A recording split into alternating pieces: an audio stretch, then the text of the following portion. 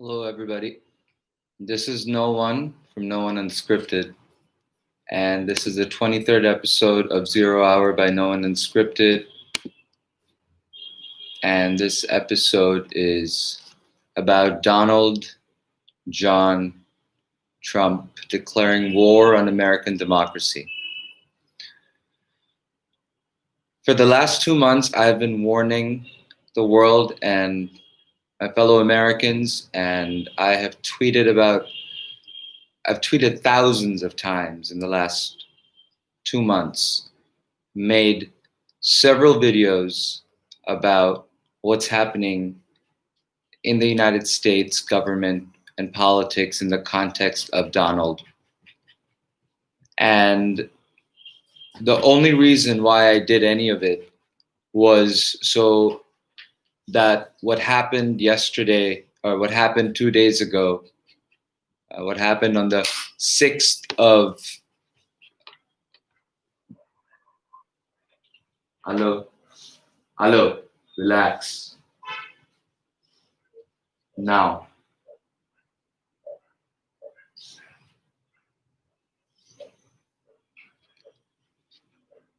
And I have received so many negative comments from people who were supporters of this insurrection, who believed in the lies sown by Donald over the last 2 months. I'm not even gonna go into everything else that has happened before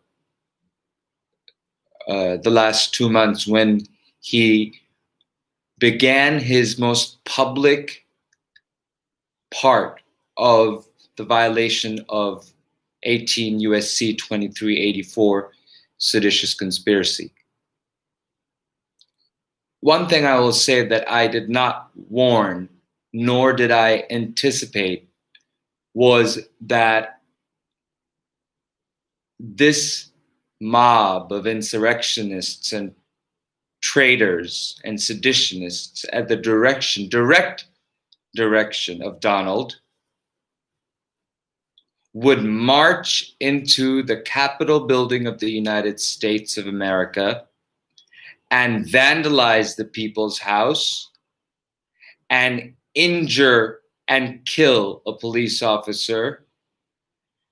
And one woman was shot by authorities in this mayhem, and 3 others died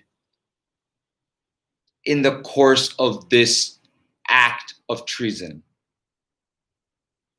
I, in all honesty, thought that this would erupt on the streets of Washington with protesters from both sides, protesters who were pro-Trump and counter-protesters who were for the truth, for liberty, and the United States Constitution.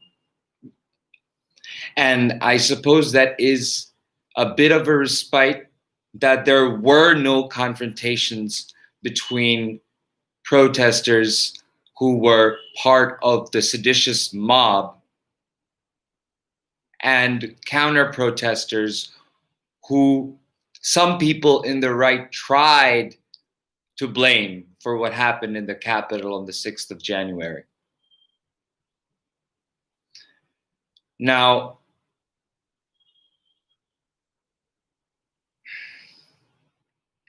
I've posted on Twitter many times, and many people have said, no, thank you, I don't want to watch a video, no, thank you, or just retweeted it and liked it. I don't do this for myself. If I did it for myself, I'd have a big old something happening in the back, I'd have a shirt and a tie, I'd dress up, I'd tell you to do this and do that and buy this and buy that. I don't do that. I don't care about that. I'm not here for myself. I don't make a penny from what you see this conversation. What I am here is to inform you and to give you the message that is as true as I see it. But I also don't want you to believe me. It is my intention to get you to think for yourself and go out there and do the research and go out there and become active citizens. And the only reason why is so that something like this won't happen. something like this did happen. And something like this happened after I railed against it, after I warned about it, after many people warned about it.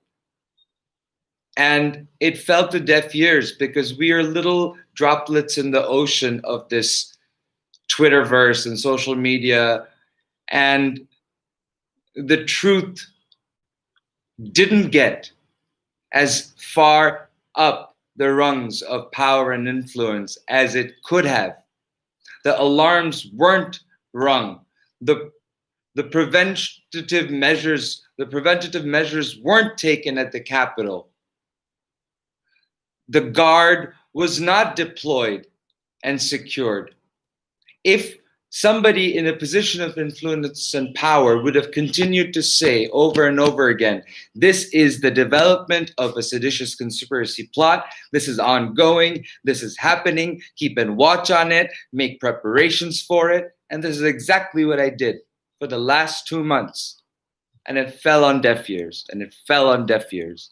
And a little tweet here and a little tweet retweet there. And I thank every single person who did that, and every single person who continues to do that. Because people need to know that, yeah, people were watching and people saw this coming. But the way that the status quo is structured today, the way that the information systems travel and the algorithms work, the truth doesn't come out.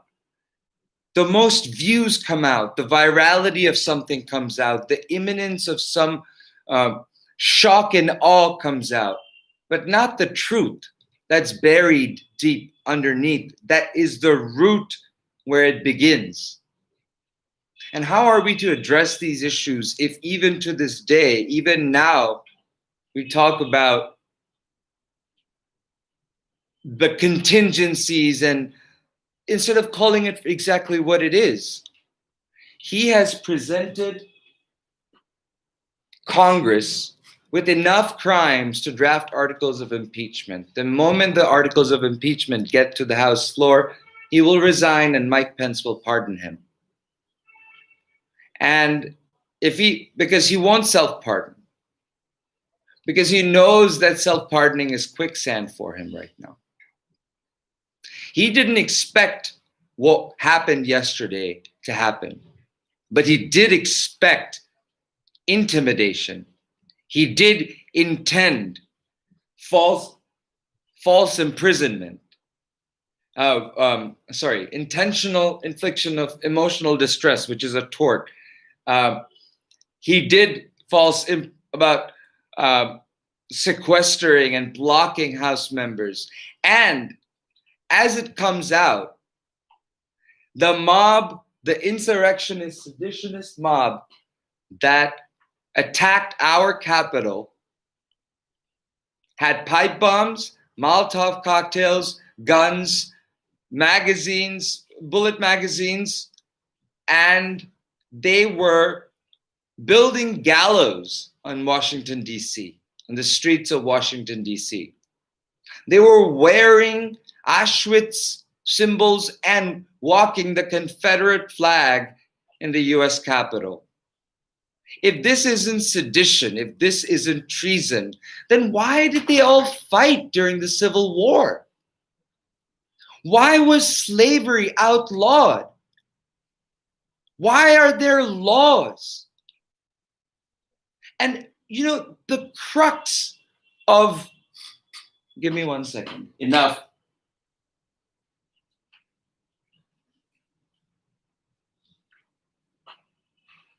Why do we vote? Why is there a government? Why are there laws? Why is there, and I'll tell you exactly why. It's because of tyranny like this.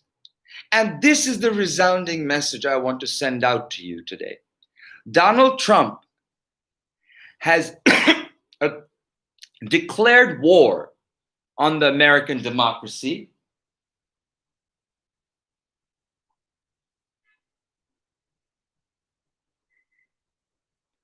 And he has lost.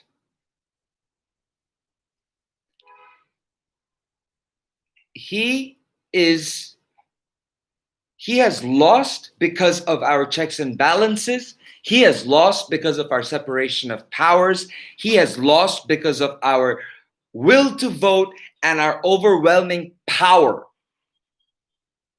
The overwhelming power of our vote.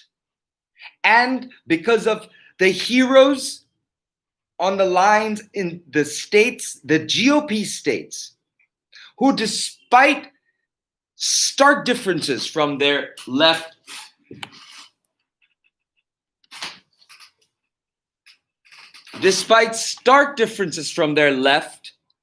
leftist philosophies from the left side, stood by and said, no, these elections are legitimate, these elections are authentic, and these elections are not fraudulent. And to the law enforcement officers who stood ground at the Capitol, and the officer Sicknick, who died defending our Capitol,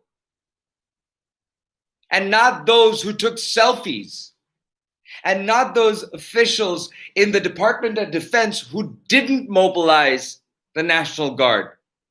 And of course, the head of the snake. No, we don't want him to resign and be pardoned by Mike Pence. I don't. I want him to be impeached and removed. And if that doesn't happen, let him stay there for the 13 days. And when it's over, Merrick Garland's Justice Department will take the steps necessary to hold every single person accountable. And you know why? Because I won't stop. And there are millions like me who are yelling out the truth from the corners and who are not being heard. And the people are being misled, and the status quo is being peddled, and these cowardly fluffers of the status quo all over, who just dance around. No, maybe it's sedition. Maybe it's a coup. Fuck off. It's seditious conspiracy under the four corners of the law of 18 USC 2384. And that's just the starting point. If me, who went to some podunk law school, who doesn't practice law, but who loves the Constitution, still remembers these basic tenets of constitutional law and procedural law that you can check out in my videos if you want, they don't have the guts, even after being practicing attorneys and going on these media channels and having thousands and thousands of followers on verified Twitter accounts, to stand up and say it.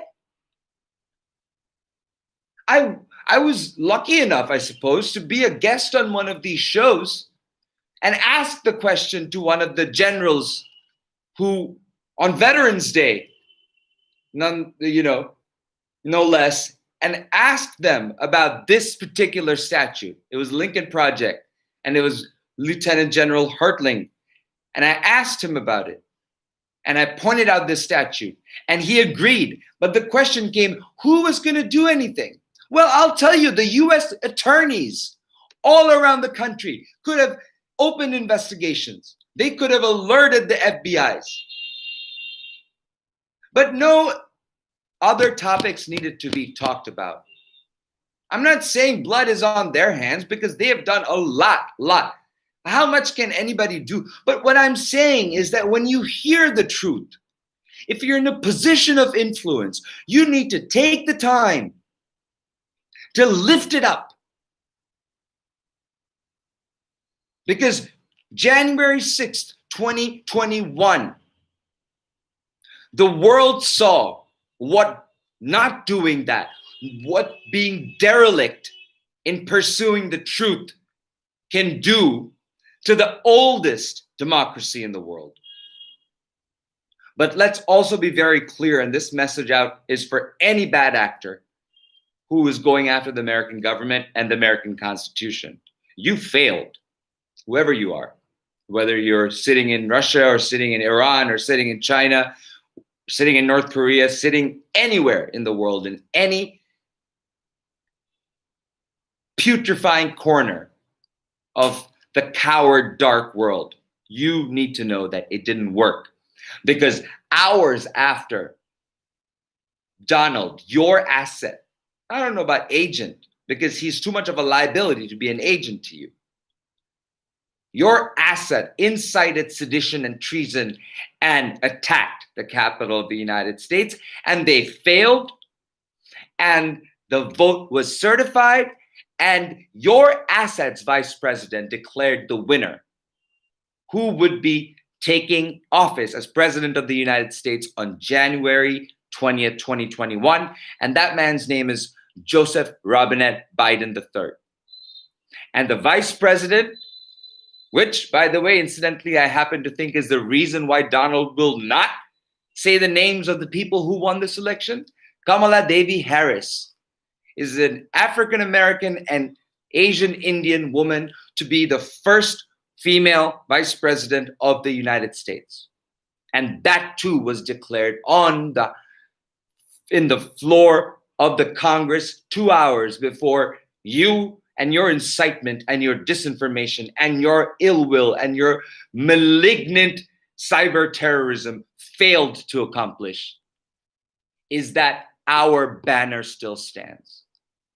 And it waves, and it will rebuild back better. Because you know how in countries like Russia, they inundate you with being patriots? In the United States, they don't do that. They just give you the book. And you know, the bad part about it is that there aren't millions of mediocre hackers. There aren't millions of mediocre constitutional scholars. There are maybe a few thousand, there may be 10,000, 20,000 people who really love the Constitution. And by God, they love it. And they will stand up, and you'll realize what it means to have faith in something that is so much deeper than the fear of persecution. And that is freedom, and that is liberty, and that is the power of the vote, and that is the democracy, and that is the working people and the people's government. So take that. And in 2 weeks, we're coming for you. E pluribus unum.